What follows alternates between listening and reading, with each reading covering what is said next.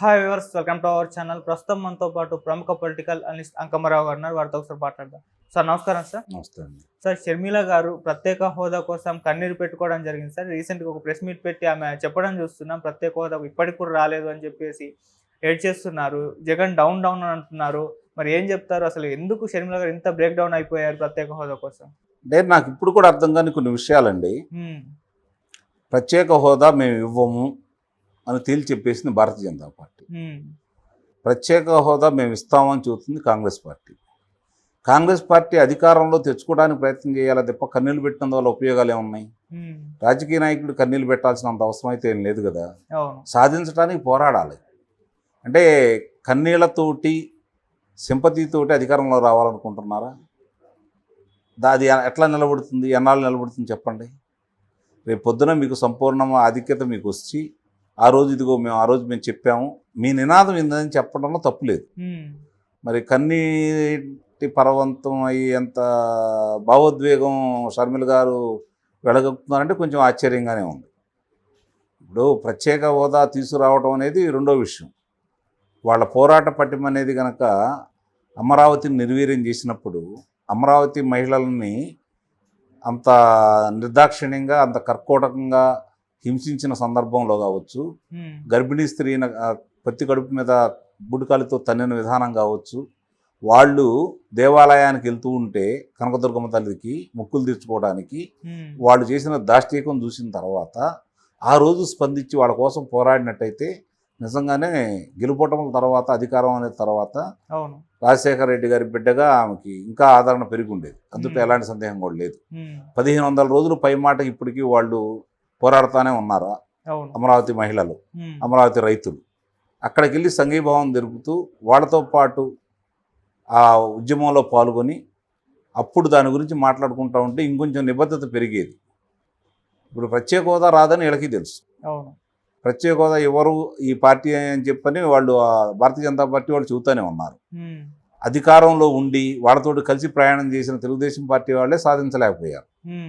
నేను ప్రత్యేక హోదా మెడలు వంచి తీసుకొని వస్తాను, నాకు 25 మంది లోక్సభ సభ్యులను ఇవ్వండి అని చెప్పని మీ అన్నగారు 4 సంవత్సరాల 10 నెలల ఈ రోజుకి వచ్చేదానికి 9 రోజులు పూర్తి అయిపోయిన సందర్భంలో ఏమి సాధించారని ఒకసారి చూసుకుంటే ఏమీ కనపట్టలేదు కదా, ఏమీ చేయలేకపోయారు కదా.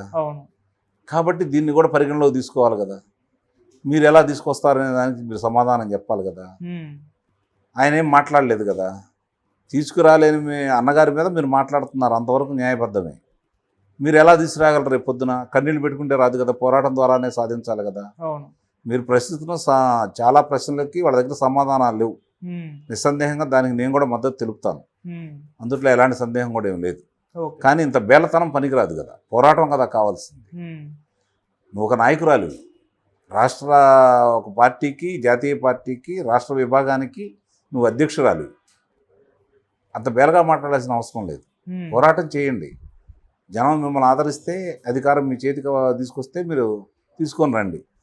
లేదంటే రేపు మీ పార్టీ భాగస్వామ్యంతో కేంద్రంలో ఏదన్నా పార్టీ అధికారంలో ఉన్నప్పుడు తీసుకురండి. మీ చిత్తశుద్ధిని చాటుకోండి. అంతే తప్ప ఇంత బేలగా మాట్లాడాల్సిన అవసరం లేదని అయితే నా అభిప్రాయం. సార్, మొదటి నుంచి కూడా షర్మిల గారి ప్రత్యేక హోదా కోసం అంటే దీనిపైన ఎక్కువ ఫోకస్. ఏం మాట్లాడటానికి ఉన్నాయి చెప్పండి? ఆ పార్టీకి ఏం మాట్లాడటానికి ఉన్నాయి? ఆ రోజే చట్టబద్ధత ఎందుకు చేయలేదు ఇదే కాంగ్రెస్ పార్టీ? అది కదా ప్రశ్నించాల్సింది. ఆ రోజు చట్టబద్ధత చేసినట్టయితే ఈ గొడవలంటూ లేవు కదా. ఆ రోజు అంతా హడావుడిగా తలుపులు మూసేసి ఎందుకు ఈ ప్రక్రియను మొదలుపెట్టారు? ఈ రోజు చేతులు గాలేక ఆకులు పట్టుకున్న సందంగా ఆ రోజు మీ చేతిలో ఉన్నదాన్ని మీరు వదిలేసి ఈ రోజు మీరు ఏదో చేస్తామంటే ఎట్లా? పోనీ ఈ 9 సంవత్సరాల కాలపరిమితిలో ఇప్పటి వరకు మీరు లోక్సభను ఏమైనా స్తంభింపజేశారా? ఆంధ్ర రాష్ట్రానికి ప్రత్యేక హోదా ఎందుకు ఇవ్వలేదు అని చెప్పని సోనియా గాంధీ గారు ఏమన్నా మాట్లాడారా? లేకపోతే రాహుల్ గాంధీ గారు ఏమన్నా మాట్లాడారా? దీని గురించి ఏమన్నా మామూలుగా మాట్లాడారేమో కానీ దాని మీద సభను స్తంభింపజేసే విధంగా మీరు ఆందోళన ఏమైనా చేశారా? మరి మీ చిత్తశుద్ధి ఎక్కడ ఉంది? అవకాశం ఉంది కదా, మీరు ఎందుకు చేయట్లేదు దాని మీద? ముందు దానికి సమాధానం చెప్పండి. రాజకీయం కోసం వాడుకుంటున్నారు. మీ చేతిలో ఉన్నప్పుడు చేయకుండా ఈ రోజు వచ్చి రాజకీయం కోసం వాడుకుంటూ ఉంటే ఎట్లా? జనం కూడా నమ్మాలి కదా. మిమ్మల్ని నమ్మకే కదా మిమ్మల్ని దూరంగా పెట్టింది. మీరు నిజాయితీగా మీరు ఇచ్చినటువంటి కాంగ్రెస్ పార్టీ ఆ రోజు ఆంధ్ర రాష్ట్రానికి విభజన సందర్భంగా ఇచ్చినటువంటి మంచివి, అందుట్లో ఎలాంటి సందేహం లేదు. విభజన చేసేది తప్పనే భావం తప్ప విభజన హామీలు అనేవి రాష్ట్రానికి ఉపయోగపడేవి. దాన్ని చట్టబద్ధ చేసి ఉన్నట్టయితే ఈరోజు ఈ గొడవలు ఉండేవి కాదు కదా. అవును. చేయాల్సినంత చేసి ఈరోజు మేమేదో మళ్ళీ మేము వస్తే చేస్తామంటాం అంటే మిమ్మల్ని నమ్మే పరిస్థితుల్లో లేరు. అందుట్లో ఎలాంటి సందేహం కూడా ఏం లేదు. ఓకే. సరే, జగన్ గారు కూడా అంటే షర్మిల గారు ఎన్ని విమర్శలు చేస్తున్నా పట్టించుకోవడం లేదు, కానీ చంద్రబాబు గారి పైన, పవన్ కళ్యాణ్ గారి పైన ఎక్కువ విమర్శలు చేయడం చూస్తున్నాం. అసలు షర్మిల గారి జోలి ఆయన తీయట్లేదు. దీనికి రీజన్ ఏమన్నా అయ్యి ఉంటుంది? అంటే ఆయన భయం ఆయనకు ఉంది. షర్మిల గారిని కనుక ఆయన స్థాయిలో మొదలు పెట్టేసి ఎదురుదాడి చేస్తే నిస్సందేహం కూడా ఆ పార్టీకే నష్టం. ఎందుకంటే ఆ పార్టీ బలంగా ఉందని చెప్పని ప్రజలు భావిస్తే ఆ పార్టీ నుంచి వచ్చిన వాళ్లే కదా వీళ్ళకి. అవును. వీళ్ళకేం సొంతంగా పుట్టిన వాళ్ళు అయితే కాదు కదా, ఆ పార్టీ నుంచి వచ్చిన శ్రేణులే కదా వీళ్ళంతా. ఇందులో జారుకోవచ్చు కదా. అంటే వాళ్ళు బలంగా ఉన్నారు, మన ముఖ్యమంత్రి గారు కూడా భయపడుతున్నారు అని చెప్పని, అందుకోసం అని చెప్పి వాళ్ళని పరిగణలోకి తీసుకోకుండా ఎటు అక్కడి నుంచి వచ్చిన వాళ్ళు చాలామంది కూడా మొట్టమొదటి నుంచి కూడా సాంప్రదాయ కాంగ్రెస్ వాదులు కావచ్చు, కరుడుగట్టిన కాంగ్రెస్ వాదులు కావచ్చు, రాజశేఖర రెడ్డి గారి అభిమానులు కావచ్చు, తెలుగుదేశం పార్టీ వెంట నడవరు కాబట్టే కదా మీ ధైర్యం. మీరు ఎన్ని చేస్తున్నా చెల్లుబాటు అవుతుంది. ఓకే. కాబట్టి ఇప్పుడు అందుకనే తెలుగుదేశం పార్టీను, జనసేనను వాళ్ళు దృష్టిలో పెట్టుకుని మాట్లాడుతూ ఉంటారు. ఎన్నన్నా కూడా వీళ్ళ జోలికి వాళ్ళ శ్రేణులు చూస్తున్నారు కదా, చాలా అసభ్యకరమైన పదజాలంతో ఏ విధంగా సోషల్ మీడియాలో వాళ్ళు విచ్చలవిడిగా చెలరేగిపోతున్నారో చూస్తూనే ఉన్నారు కదా. కాబట్టి వాళ్ళు చేయాల్సిన వాళ్ళు చేస్తాం. దాన్ని ఆయన అయితే అదుపులో పెట్టలేదుగా. ఓకే. అక్కడ వచ్చేది చెల్లెలేదు, ఇంకోలేదు. అధికారానికి అడ్డం వస్తే ఎవరైనా ఒకటే. ఓకే. సో ఇలా షర్మిల గారు ప్రత్యేక హోదా కోసం ఎంత కన్నీరు పెట్టుకున్నా అది వృధా ప్రయత్నం అని అనుకోవచ్చా సార్? అంటే ప్రయత్నం మంచిదే, కానీ చేసే కార్యక్రమాలు లేకపోతే వాళ్ళు మాట్లాడటం కొంచెం విచిత్రంగా ఉంది. అంత తప్ప వేరేం లేదు.